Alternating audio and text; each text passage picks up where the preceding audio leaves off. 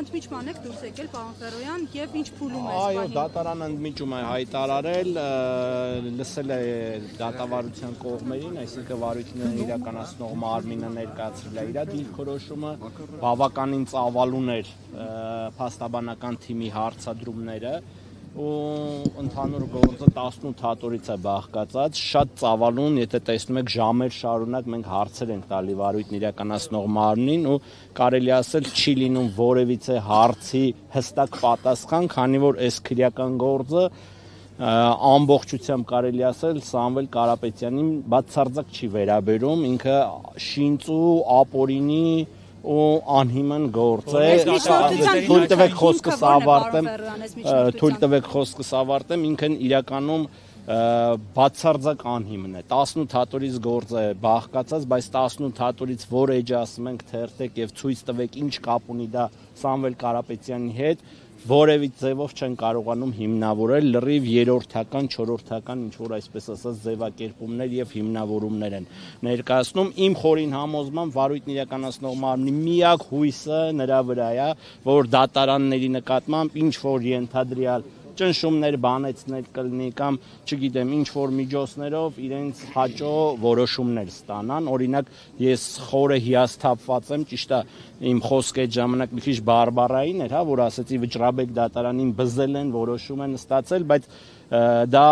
համենայն դեպս այս գործով առավել քան փաստվում է իմ խորին համոզմամբ, որ այդ հապճեպությամբ վճռաբեկ դատարանը չէր կարող նման որոշում տալ եւ դատարաններին եթե չբզեն, թողեն իրանք իրականացնեն արդարադատություն, վստահ եմ մենք ականատես կլինենք, որ այս գործը շատ արագ պետքա կարճվի, քանի որ որևէ ապացույց, որևէ փաստարկ, որևէ հիմնավորում Սամվել Կարապետյանի վերաբերյալ արկա չէ ու հենց դրանով է պայմանավորված, որ ես հրապարակայնորեն խնդրել եմ իրավասու մարմիններից, կլինի դատախազությունից, կլինի քննչականից, ցանկացած աստիճանի կամ ցանկացած քանակությամբ անձինք թող գան այսպես ձեր տեսախցիկների առաջ ուղիղ եթերում այս գործը հրապարակային քննարկման ենթարկեն։ Վստահ եմ, որ նրանք դա չեն անի, քանի որ անելու դեպքում բոլորս ականատես կլինենք, որ շինծու եւ կեղծ քրեական գործի հետ մենք առնչություն ունենք։ Սամվել Կարապետյանի առնչությունը կարծես թե չկա, որ հատորը նայում ենք չկա, այնուամենայնիվ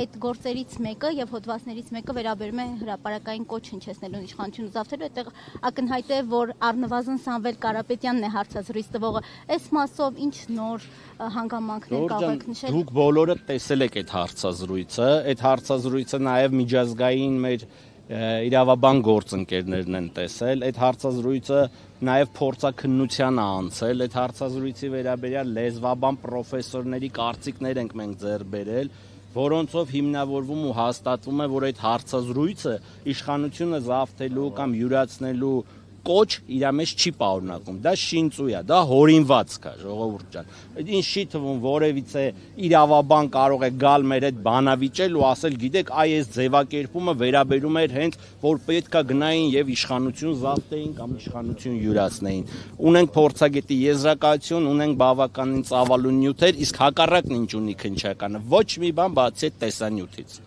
Ես այդ տեսանյութի դրվագը նույնիսկ չեմ էլ ցանկանում այդպես խորը քննարկման առարկա դարձնել, քանի որ ինքը ընդհանրապես զուրկ է որևէ